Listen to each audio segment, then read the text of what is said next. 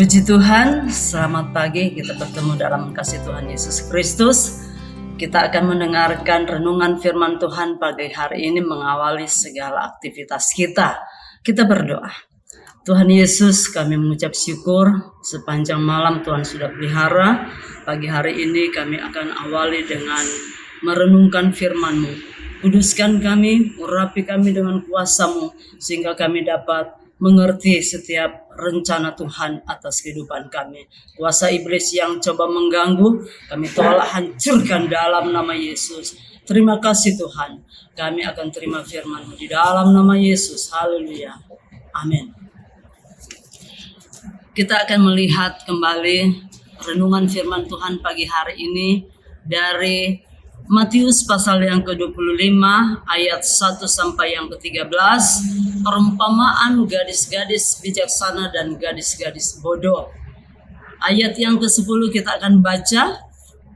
Tetapi waktu mereka sedang pergi untuk membelinya, datanglah mempelai itu dan mereka yang telah siap sedia masuk bersama-sama dengan dia ke ruang perjamuan kawin, lalu pintu ditutup. Saudara, saya akan memberikan tema gereja yang siap sedia menyambut kedatangan Yesus yang kedua kali. Berbicara tentang siap sedia artinya sudah lebih dari sekedar persiapan. Gadis-gadis yang bodoh, mereka tidak maksimal. Sehingga mereka pada saat mempelai itu datang, dikatakan mereka sedang pergi mencari minyak.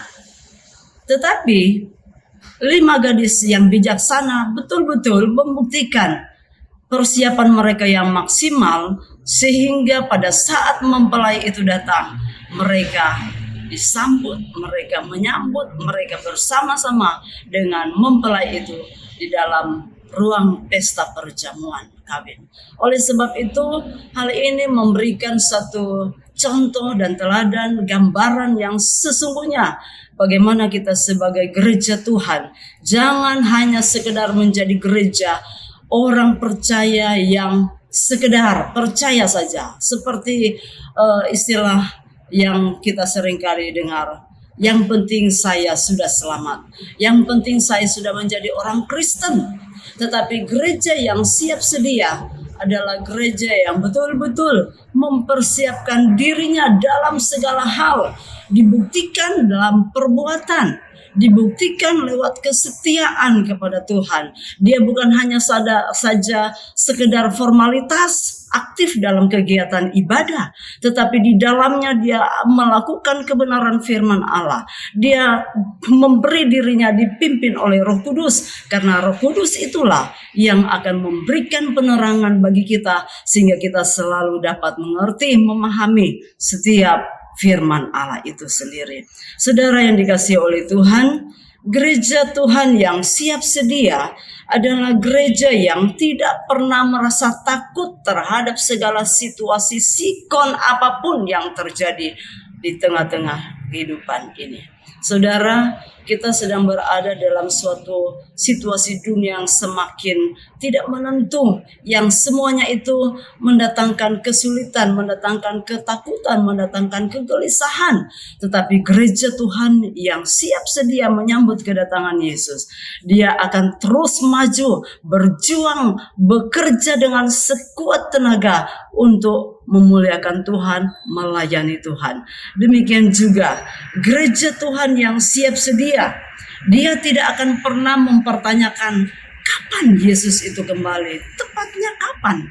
Tetapi dia akan terus menunggu dan sambil berbuat yang terbaik, berbuat yang benar, yang mempermuliakan nama Tuhan. Seluruh waktunya dia akan lakukan selalu untuk mempermuliakan nama Tuhan. Di tengah-tengah dia bekerja, di tengah-tengah mencari nafkah, di tengah-tengah melakukan segala aktivitas apapun, segala sesuatu selalu punya tujuan untuk menyenangkan hati Tuhan. Kenapa? Karena waktu kedatangan Tuhan itu tidak ada seorang pun yang tahu. Jadi kita tidak akan perlu mempertanyakan kalau sudah waktunya baru saya mau setia. Kalau sudah waktunya baru saya mau aktif dalam pelayanan. Saudara, jangan bersikap yang demikian. Sebab ketika kita melakukan hal-hal dengan sikap-sikap yang demikian, maka kita menjadi orang seperti gadis yang bodoh itu. Saudara, kita akan melihat bahwa gereja Tuhan yang siap sedia adalah gereja yang tidak dibimbangkan oleh keadaan hidupnya, oleh keadaan situasi dunia ini. Oleh sebab itu, mari sebagai anak-anak Tuhan yang sedang menantikan kedatangan Yesus yang kedua kali, mari kita sungguh-sungguh melakukannya. Segala apapun yang dipercayakan kepada kita, bagian-bagian itu harus kita pertanggungjawabkan, harus kita kerjakan dengan sungguh-sungguh. Jangan kita hanya melihat kekurangan orang lain, jangan kita hanya melihat kelebihan orang lain, lalu kita merasa kurang enak, kurang puas. Tetapi mari kita bersyukur dengan apa yang Tuhan dapat percayakan kepada kita, dan kita lakukan itu dengan penuh kesetiaan dan penuh ketekunan. Saudara, firman Tuhan di dalam ayat yang ke-21 dalam Matius pasal yang ke-25 ini dikatakan begini. Maka kata tuannya itu kepadanya, baik sekali perbuatanmu itu, hai hambaku yang baik dan setia. Engkau telah setia dalam perkara kecil, aku akan memberikan kepadamu tanggung jawab dalam perkara yang besar. Masuklah dan turutlah dalam kebahagiaan Tuhanmu. Ayat yang ke-23 juga ungkapannya sama persis dengan ayat yang ke-21 yang menekankan bahwa orang yang setia di dalam perkara yang kecil akan mendapatkan bagian kebahagiaan bersama-sama dengan Tuhan. Kita sebagai gadis-gadis yang bijaksana, kita sebagai gereja Tuhan yang sungguh-sungguh mempersiapkan diri menyambut kedatangan Yesus yang kedua kali, mari kita belajar untuk setia, melakukan apa yang Tuhan percayakan. Kalau kita sebagai jemaat biasa yang tidak mungkin tampil di depan, tetapi kita tetap menjaga persekutuan kita dengan Tuhan, kita menjaga hubungan kita yang manis dengan Tuhan. Kita jangan mempersulit diri kita dengan keadaan-keadaan ini. Kita tidak usah menyusahkan diri dengan pikiran yang menyesatkan. Saudara, gereja Tuhan yang siap sedia juga, dia tidak akan pernah dibimbangkan dengan pengajaran-pengajaran yang menyesatkan.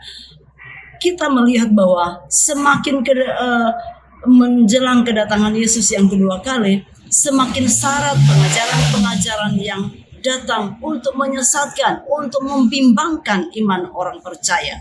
Tetapi kalau kita sebagai gereja Tuhan yang siap sedia, maka kita akan tetap teguh dengan pengajaran yang sudah kita terima, yang didasari oleh firman Allah, yang kita yakini. Kita tetap mempertahankan iman percaya kita itu kepada Tuhan, dan pengajaran yang menyesatkan itu tidak akan membuat kita bimbang, tidak akan membuat kita ragu terhadap kebenaran Tuhan. Oleh sebab itu, lewat renungan kita pada pagi hari ini membawa kita, menuntun kita bagaimana supaya kita sebagai gereja Tuhan mempersiapkan diri secara maksimal di dalam menyambut kedatangan Yesus yang tidak lama lagi. Kita jangan santai, kita jangan gelisah, kita juga jangan acuh tak acuh terhadap apa yang Tuhan percayakan kepada kita.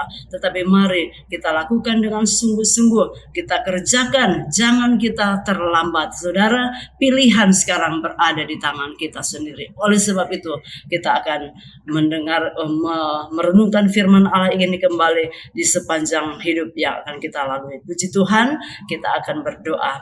Terima kasih Tuhan, kami bersyukur buat firman-Mu. Biarlah firman Allah ini menjadi pedoman bagi kita, supaya kami betul-betul menjadi gereja yang siap sedia menyambut kedatangan-Mu yang sungguh tidak lama lagi, dan kami akan bersama-sama dengan Engkau di dalam kerajaan yang kekal. Terpujilah Tuhan, di dalam nama Yesus kami berdoa. Haleluya. Amin.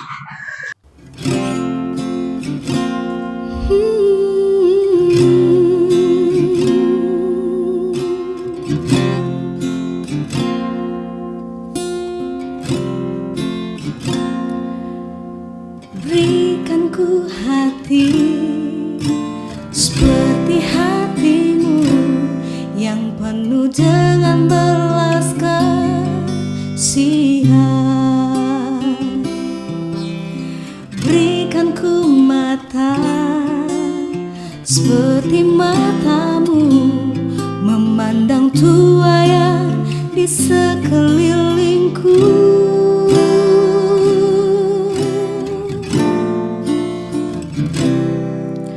Berikan ku hati seperti hatimu, yang penuh dengan belas kasihan.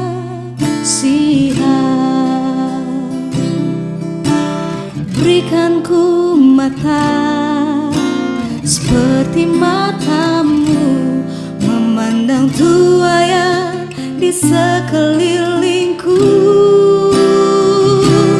Berikan ku tanganmu untuk melakukan tugasmu. Berikan ku kakimu melangkah dalam rencanamu. Berikan ku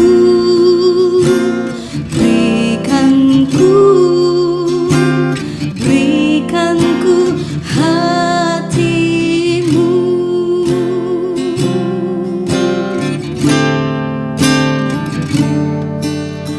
Berikan ku hati seperti hatimu, yang penuh dengan belas kasihan. Berikan ku mata seperti matamu, memandang tuaya di sekelilingku. Berikan ku tanganmu untuk melakukan tugasmu. Berikan ku kakimu melangkah dalam rencanamu. Berikan ku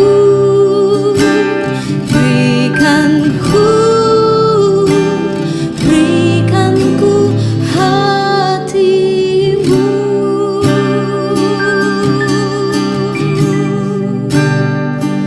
Haleluya,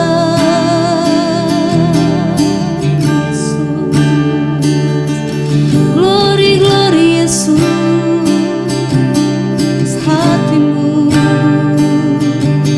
hatimu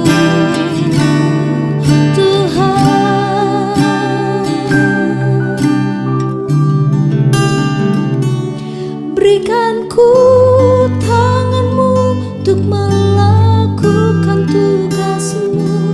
Berikan ku kakimu melangkah dalam rencanamu. Berikan ku